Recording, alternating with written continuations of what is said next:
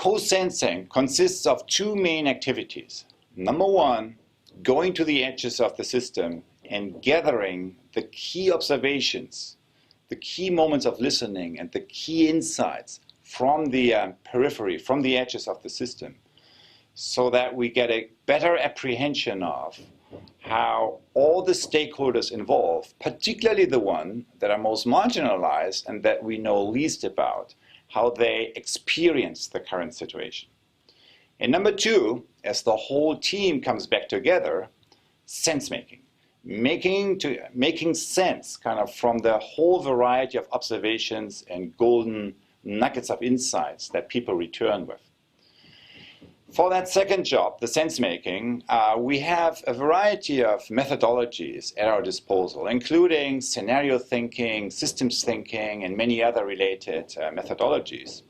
However, in our work, the one method that we tend to use most is social presencing theater. And here's why. Number one, it's fast.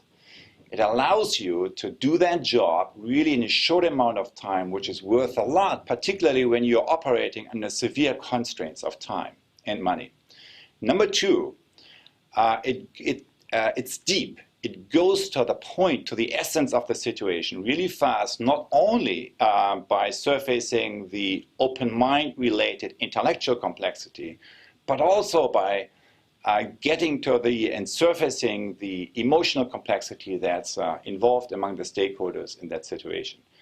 And number three, it creates a language that allows the system to sense and see itself.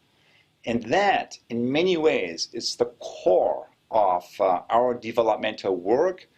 And when that happens in a microcosm of the system, that the microcosm is sensing, or the system is sensing and seeing itself, it creates the condition for that whole field to jump to another level of awareness, to another level of consciousness, and to launch innovations and new collaborative efforts that weren't possible before.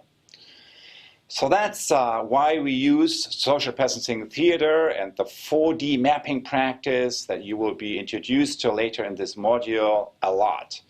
And in the next few clips, my colleague and co-founder of the Presencing Institute, Arana Ayashi, who has been leading this kind of work and has been leading this line of work of creating social presencing theater as a new social technology into our field.